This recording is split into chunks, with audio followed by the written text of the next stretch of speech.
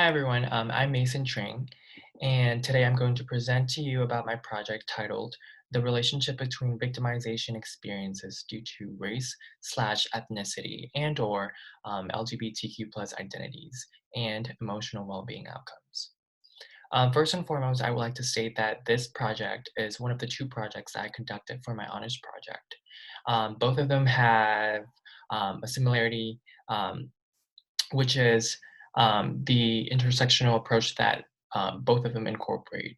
The difference between the two projects is that this project has a quantitative approach, and the other project has a qualitative approach.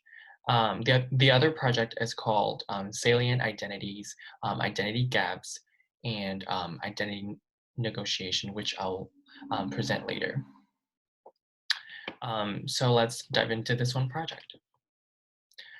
Firstly, I would like to focus your attention to the fact that from 2014 to 2017, hate crimes motivated by, anti-race/anti-ethnicity bias were most reported.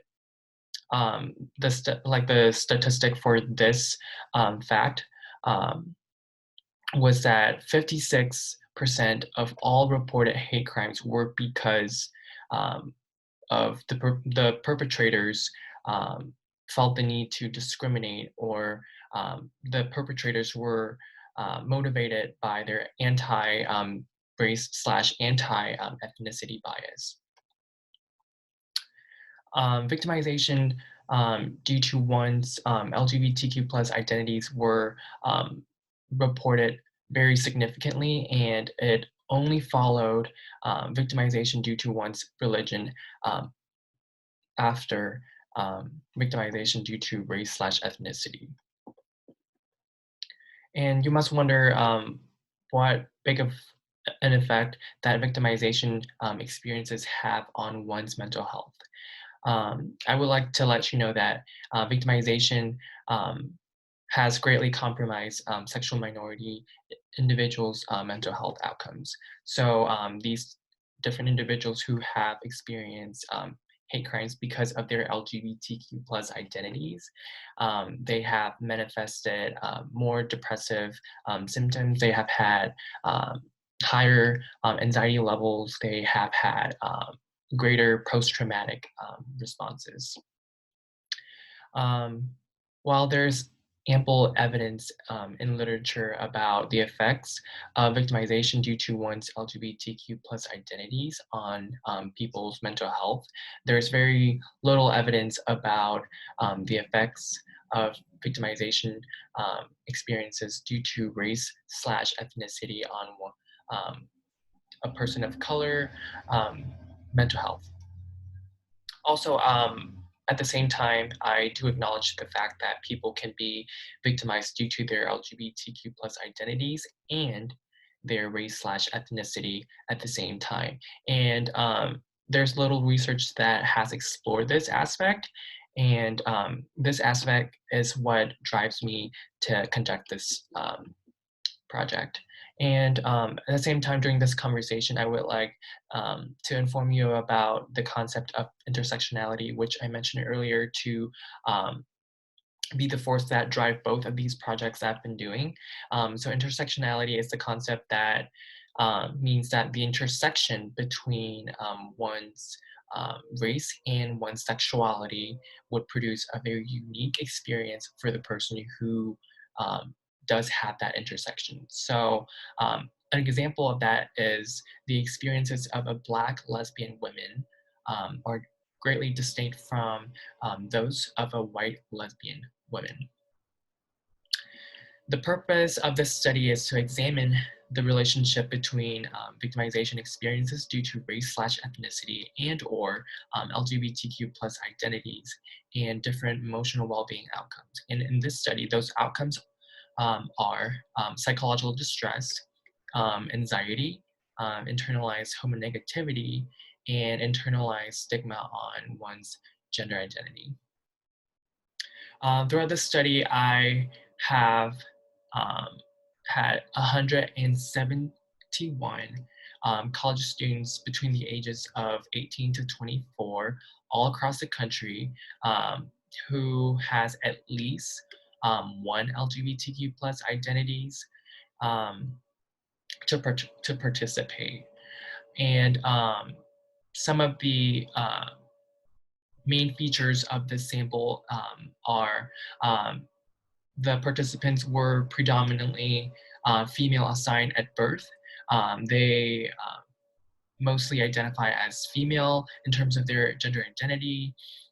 Most of them identify as gay slash lesbian, and most of them identify as white. Um, Also, in this study, I tried to incorporate many well-validated scales. And then I would like to have your attention to the results section on the poster. The first table signifies the fact that um, victimization scores for people who reported um, victimization due to their LGBTQ plus identities were pretty low. And that also um, means that they were not as frequently victimized because of their LGBTQ plus identities. And you can see the same uh, like roughly relatively similar score for victimization due to race slash ethnicity as well. So that means that this sample, um, for the sample, the participants have relatively low victimization, um, both because of their race slash ethnicity and their LGBTQ plus identities. For table two, what you can take away from these two tables um, is that the first thing is that female, as in terms of gender identity in this sample, they were least victimized because of their LGBTQ plus identities. And also, asexual people were least victimized because of their LGBTQ plus identities compared to other participants of other sexual orientations.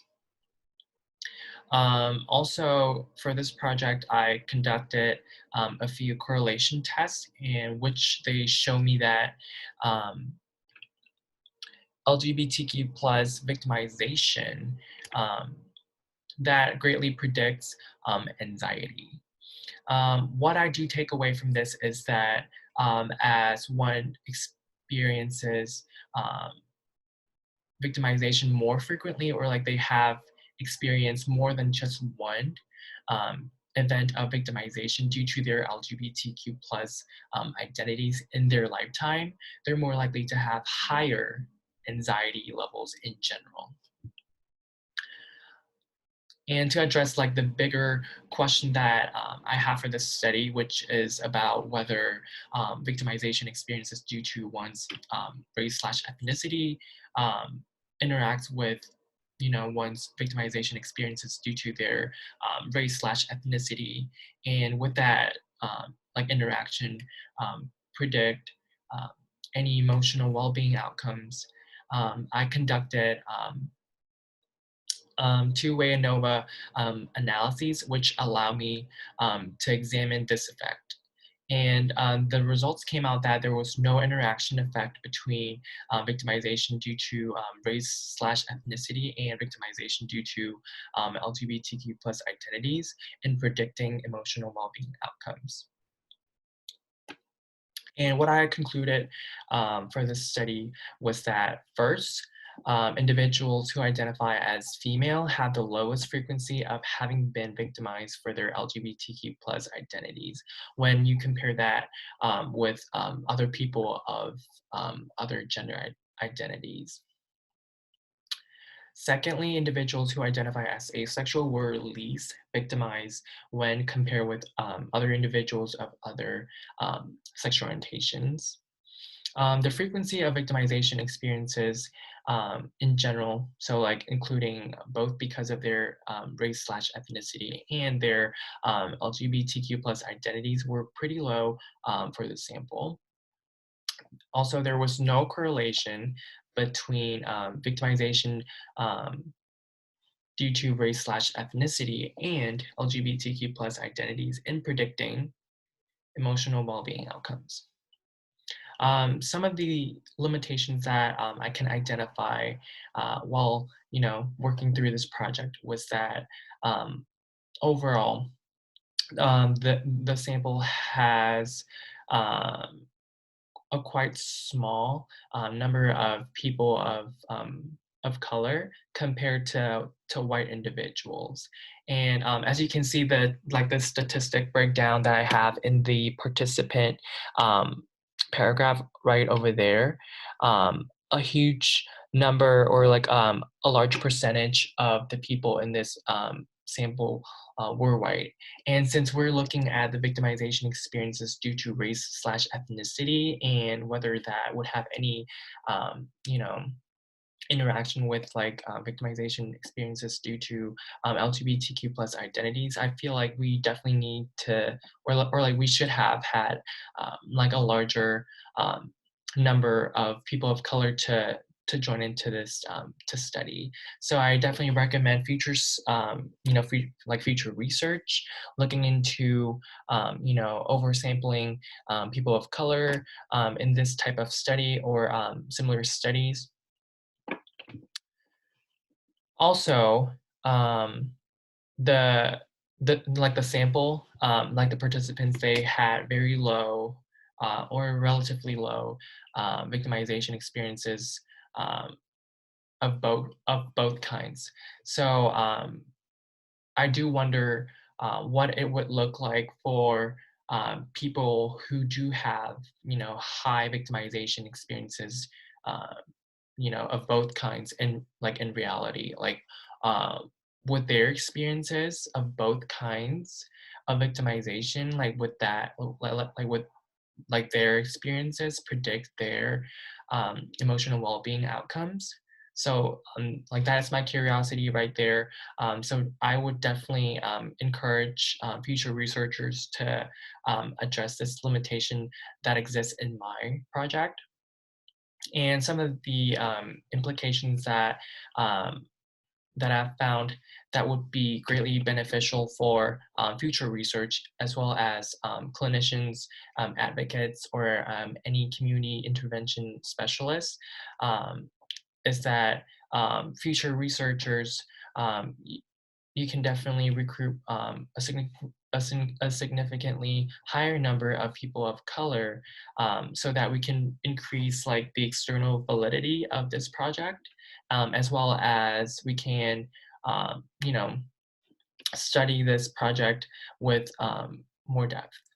Um, Also, given the findings in this project, community intervention specialists, clinicians, therapists, or any advocates of LGBTQ plus um, people and people of color, um, you you all can um, benefit from the fact that as you learn that people who were assigned at birth as male, those people are more likely to be victimized because of their LGBTQ plus identities, and also because of their race/ethnicity. So clinicians, therapists, they can specialize their therapy, like they can specialize their services that tailor to this fact.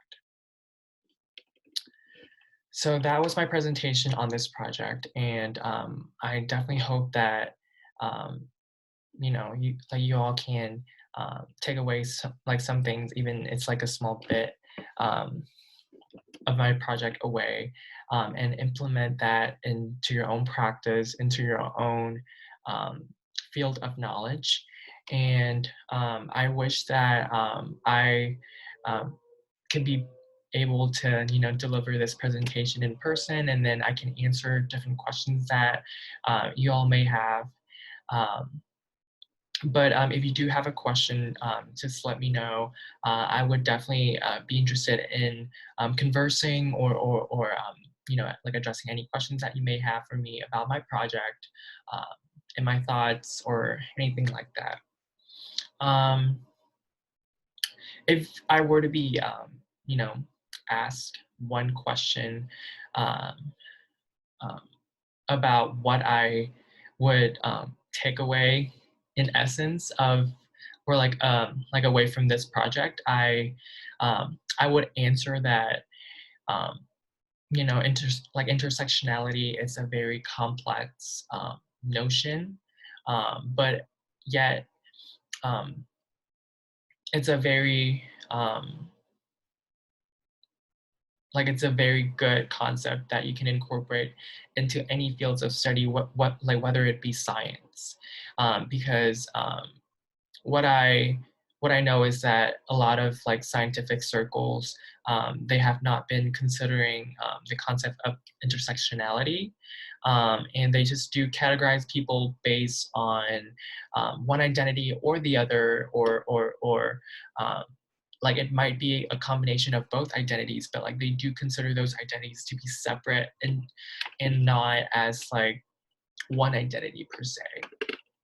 And like to me, I definitely believe that someone's victimization experiences due to their race slash ethnicity can intersect with their victimization experiences due to their LGBTQ plus identities, because in fact, a person of color who um, may have um, an LGBTQ plus identity, like they can be a bigger target of victimization compared to someone who may be white and have one LGBTQ plus identity, or a person of color who doesn't have an LGBTQ plus identities.